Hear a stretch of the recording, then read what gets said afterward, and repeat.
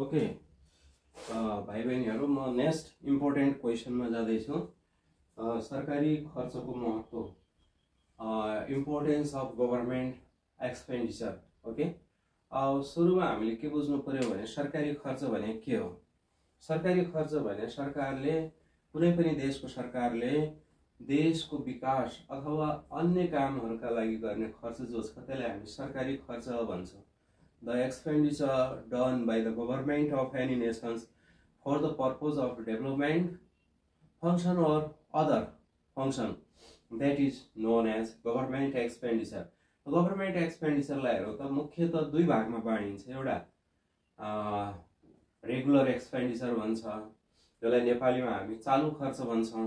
अर्को भनेको capital expenditure, जसलाई नेपालीमा हामी पुँजीगत अथवा विकास खर्च भन्छौँ। पुँजीगत अथवा विकास खर्च भन्छ। त्यसैले एउटा रेगुलर एक्सपेन्डिचर हो, अर्को हाम्रो छ क्यापिटल एक्सपेन्डिचर छ। रेगुलर भन्ने बित्तिकै हाम्रो नियमित रूपमा हुने चालु खर्च। ओके, क्यापिटल भनेको विकास। त्यसैले म यो महत्त्व भन्नु अगाडि यसको बारेमा चाहिँ अलिकति छोटो रूपमा चाहिँ भन्न चाहन्छु। रेगुलर एक्सपेन्डिचर भनेको त्यस्तो कस्ट हो जो कुनै पनि देशको सरकारले रेगुलर रूपमा गर्नुपर्छ, नियमित रूपमा गर्नुपर्छ। कुनै पनि देशको सरकारले आफ्नो देशका चाहिँ विभिन्न निकायमा काम गर्ने हैन कर्मचारीहरू, पदाधिकारीहरू, मन्त्रीहरू, न्यायाधीशहरू, आर्मीहरू अथवा पुलिसहरू जति पनि हुनुहुन्छ उहाँहरूको तलब भत्ता, सेवा सुविधा अन्य शीर्षकमा गर्ने खर्च भनेको हाम्रो रेगुलर एक्सपेन्डिचरमा हुन्छ। त्यसैले यो नियमित हो। यो एकचोटि गरेपछि अर्कोचोटि छोड्नु भन्ने हुँदैन, यसमा रेगुलर रूपमा गरिराख्नु पर्छ। अर्को भनेको क्यापिटल एक्सपेन्डिचर हो, विकास खर्च। जो विकास निर्माणका कार्यहरू सञ्चालन गर्नको लागि सरकारले जो खर्च गर्छ त्यसलाई हामी विकास खर्च भन्छौँ अथवा क्यापिटल एक्सपेन्डिचर भन्छौँ। The expenditure that is done for the purpose of development purpose. Okay, अब डेभलपमेन्ट उसमा चाहिँ सधैँ गरिराख्नुपर्छ भन्ने छैन। जस्तो एउटा रोड बनायो भने त्यसलाई भत्काएर हरेक वर्ष नयाँ रोड बनाउनु पर्छ भन्ने छैन सडक। ओके, त्यसै गरिकन एउटा उद्योग बनायो यसपालि भने अर्को पालि त्यहाँ त्यही ठाउँमा अर्को उद्योग बनाइराख्नुपर्छ भन्ने छैन। त्यसैले यो रेगुलर टाइपको हुँदैन। त्यसैले हामीले के बुझ्नु पर्यो भने the expenditure which is done by the government, okay, regularly, that is the regular expenditure, and the expenditure is done especially in the form of salary, allowance of the civil servant. Okay, similarly other format of the people, and yes, the expenditure that is done for the development purpose, that is capital expenditure. त्यसैले अब divide गरिसकेपछि अब हामी यसको इम्पोर्टेन्समा जाउँ। यो एकदमै सजिलो क्वेसन छ। मेन्टेन ल एन्ड अर्डर, शान्ति सुरक्षा कायम गर्न। कुनै पनि देशको सरकारले हेर त देशमा चाहिँ शान्ति सुरक्षा कायम गर्न चाहन्छ। शान्ति सुरक्षा कायम गर्नको लागि त्यतिकै शान्ति सुरक्षा कायम हुँदैन। यसका लागि उसले के गर्छ भने विभिन्न प्रहरीहरू हैन, प्रहरीहरूलाई तलब भत्ता दिएर राखेको हुन्छ, तलब भत्ता दिएको हुन्छ, अन्य सेवा सुविधाहरू दिएको हुन्छ। त्यो भनेको सरकारको खर्च हो। त्यसैले कुनै पनि देशको सरकारले, मैले पुलिसको कुरा गरेँ, पुलिसको साथसाथै अरू हाम्रो जस्तो न्याय क्षेत्र छ, न्यायाधीशहरूको तलब भत्ता हैन। भन्नुको अर्थ के हो भने सर्टकटमा हामी कुनै पनि देशमा हेरौँ त शान्ति सुरक्षा कायम गर्नको लागि त्यो देशको सरकारले प्रहरी भयो, न्यायालय भयो, यस्ता क्षेत्रहरूमा थुप्रै खर्च गरेको हुन्छ, जसले गर्दाखेरि त्यो देशमा शान्ति सुरक्षा अमन चयन कायम हुन्छ। यो एउटा महत्त्वपूर्ण हो भने, किनभने हामी सुरक्षित नै रहेनौँ भने, हाम्रो सम्पत्ति नै सुरक्षित रहेन भने त्यसपछि कुनै पनि अर्थ छैन।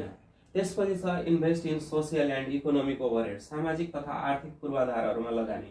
जस्तो हेर त सरकारले जो खर्च गर्छ सामाजिक भन्ने बित्तिकै विशेष गरिकन एजुकेसन र हेल्थ सेक्टरहरूमा चाहिँ खर्च गर्छ। ओके, पूर्वाधार भनेको तपाईँहरूको रोडको कन्स्ट्रक्सन भयो, अनि हेरौँ त जलविद्युत हैन, हाइड्रो पावरको कन्स्ट्रक्सन भयो, अनि त्यसपछि तपाईँहरूको टेलिफोन यिनीहरूको कन्स्ट्रक्सन भयो हैन, ड्रिङ्किङ वाटर यिनीहरूको कन्स्ट्रक्सन, यो कन्स्ट्रक्सनहरूमा गर्ने खर्च हो। यसो सरकारले वर्षेनी थुप्रै खर्च गरे हुन्छ, जसको उद्देश्य भने सामाजिक र आर्थिक रूपमा चाहिँ जनतालाई चाहिँ धेरैभन्दा धेरै फाइदा पुगोस् भन्ने हो।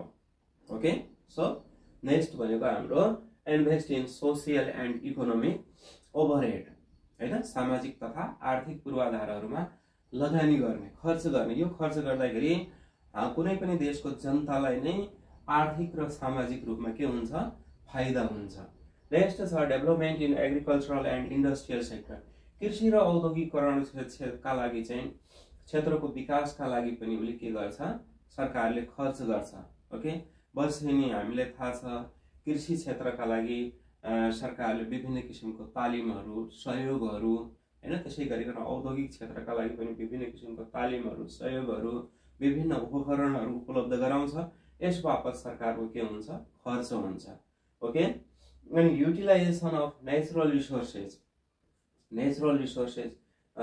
सब्सिडिज एन्ड ग्रान्ट सहयोग र अनुदान। ओके विभिन्न किसिमको सहयोग दिनु पर्यो अनुदान दिनु पर्यो हैन। जस्तो मैले अगाडि नै भने कृषि क्षेत्र औद्योगिक क्षेत्र कृषि क्षेत्रमा सरकारले प्रत्येक वर्ष किसानहरूलाई अनुदान दिइराखेको हुन्छ। त्यो अनुदान भनेको सरकारले गर्ने खर्चको अंश हो हैन। सरकारले अनुदान दियो भने किसानहरूले त्यो रकम प्राप्त गर्छन् अनि कृषि क्षेत्रमा लगायो भने कृषि क्षेत्रको के हुन्छ विकास हुन्छ। त्यसैले विभिन्न किसिमको सहयोग र अनुदान जहाँबाट चाहिँ के हुन्छ भन्दाखेरि अन्य सेक्टरहरू प्रमोट हुन्छ त्यसका लागि पनि सरकारले के गर्छ खर्च गर्छ। अनि सहयोगमा चाहिँ म एउटा कुरा भन्न बिर्से।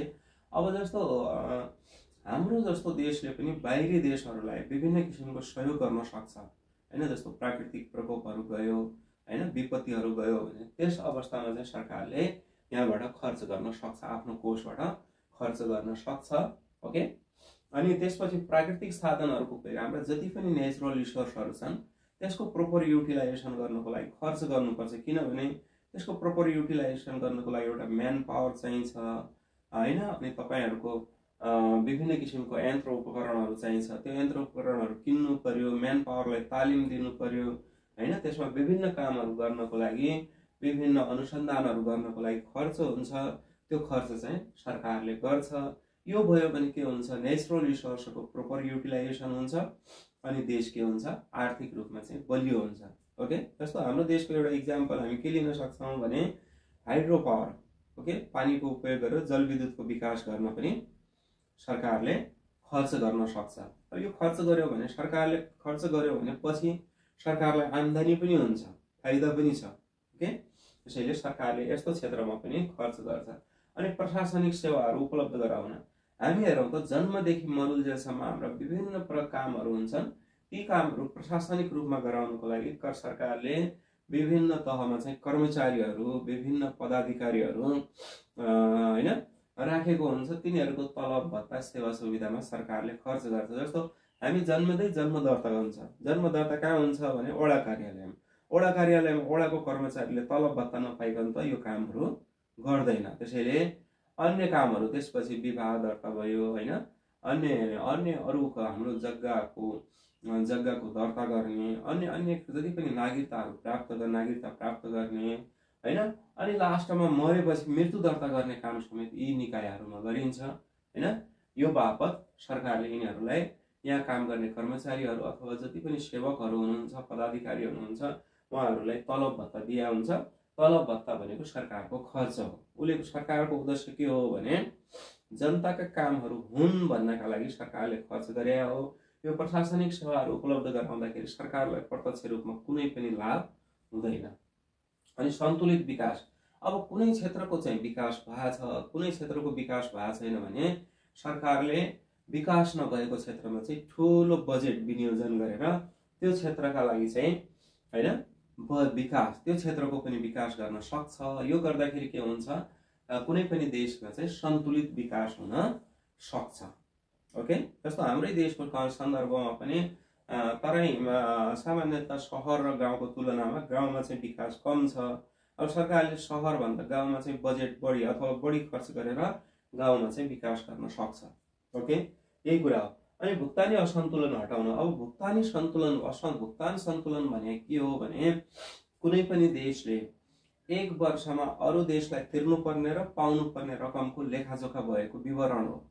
हाम्रो देशको सन्दर्भमा हाम्रो भुक्तान सन्तुलन एकदमै प्रतिकूल छ नराम्रो छ जसलाई हामी प्रतिकूललाई असन्तुलन पनि भन्छ। भन्नुको मतलब हामीले विदेशीहरूलाई तिर्नुपर्ने सामान किन्दाखेरि र बेच्दाखेरि तिर्नुपर्ने रकम बढी छ पाउनुपर्ने रकम के छ कम छ। अब यो सामानमा चाहिँ हामीले गुड्स एन्ड सर्भिसेसहरु इन्क्लुड गर्छौं।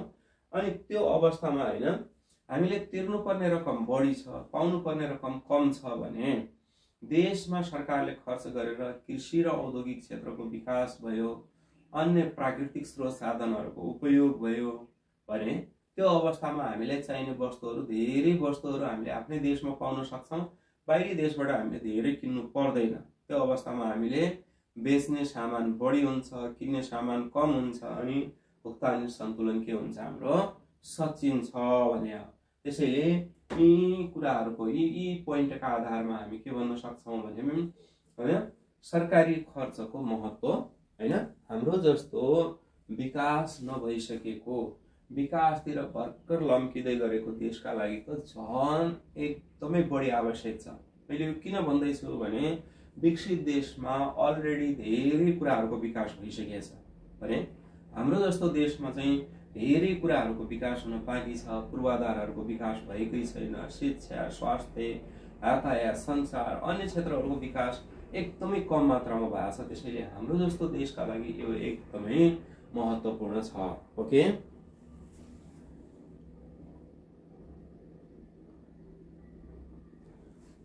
त्यसैले अब मलाई लाग्छ यी बुदाहरुका आधारमा हामी सरकारी खर्चको महत्व भन्न सक्छौं। अब मैले तपाईहरुलाई एउटा कुरा के भन्न चाहे भने फेरि यदि तपाईहरुलाई सरकारी खर्चको महत्व मात्र भन्यो भने तपाईले नर्मली सरकारी खर्चको परिचय दिनु होला अनि हाम्रो 8 वटा बुदाहरु कम्तीमा 8 वटा बुदाहरु लङ क्वेशनमा लेख्नु होला हैन।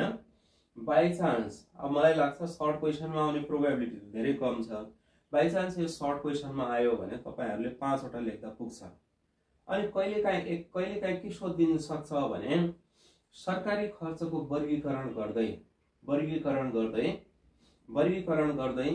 हैन यसको महत्व लेख्नुहोस् भन्छ। त्यतिबेला तपाईहरुले सरकारी खर्चको वर्गीकरण पनि गर्नु होला। मैले अगाडि भने नि त कुनै पनि देशको सरकारले गर्ने खर्च सरकारी खर्च हो। ओके, सरकारी खर्च हो। कुनै पनि देशको सरकारले या त विकासका लागि खर्च गर्छ या त प्रशासनिक कामहरु हैन त्यसका लागि खर्च गर्छ। जसका आधारमा चाहिँ सरकारी खर्चलाई दुई भागमा बाँडेको छ। एउटा रेगुलर एक्सपेन्डिचर भन्छ। रेगुलर एक्सपेन्डिचरलाई मैले यहाँ नेपाली लेख्न छुटे रहेछ, चालु खर्च भन्छ। ओके, रेगुलर एक्सपेन्डिचरलाई चालु खर्च भन्छ। क्यापिटल एक्सपेन्डिचरलाई पुँजीगत खर्च भन्छ। पुँजीगत खर्च भन्छ। यसलाई चाहिँ हाम्रो पुँजीगत खर्च भन्छ है। अनि हाम्रो कुनै पनि मैले अगाडि पनि भने कुनै पनि कन्ट्रीको हेरौँ त कर्मचारीहरुको तलब भत्ता हैन, तलब भत्ता उनीहरुको सेवा सुविधा हैन आदिमा गर्ने खर्च भनेको चाहिँ हाम्रो चालु खर्चमा पर्छ। यो रेगुलर रूपमा चाहिँ गर्नुपर्छ। ओके, रेगुलर रूपमा एकचोटी बन्द गर्यो भने फेरि कर्मचारीले काम गर्न मान्दैन भने पुँजीगत खर्च भनेको रेगुलर हुँदैन। कुनै ठाउँमा चाहिँ आवश्यकता अनुसार त्यसको चाहिँ खर्च हुने हो हैन। विभिन्न उद्योग धन्दाहरुको स्थापना गर्नु पर्यो हैन। अनि विभिन्न कुनै ठाउँमा चाहिँ रोड बनाउनु पर्यो हैन। शिक्षा र स्वास्थ्य क्षेत्रको विकास गर्नु पर्यो भने यो सन्दर्भमा चाहिँ हाम्रो के हुन्छ भन्दाखेरि क्यापिटल एक्सपेन्डिचर अथवा पुँजीगत खर्च हुन्छ। So the expenditure that is done in the form of salary and allowance, that is known as regular expenditure. It is done regularly by the government of any nation. And similarly capital expenditure भनेको the expenditure which is done for the development purpose, okay, by the government of any nations. That is हाम्रो हुन्छ, that is capital expenditure. Okay, capital expenditure. So भाइ बहिनीहरु अब मलाई लाग्छ तपाईहरुले यहाँबाट यो कन्सेप्ट क्लियर हुनुभयो होला र यसै गरिकन यसपछिका आगामी म फेरि तपाईहरुको अन्य इम्पोर्टेन्ट लङ क्वेशनहरु पनि ल्याउने प्रयास गर्दै छु हैन। तपाईहरुले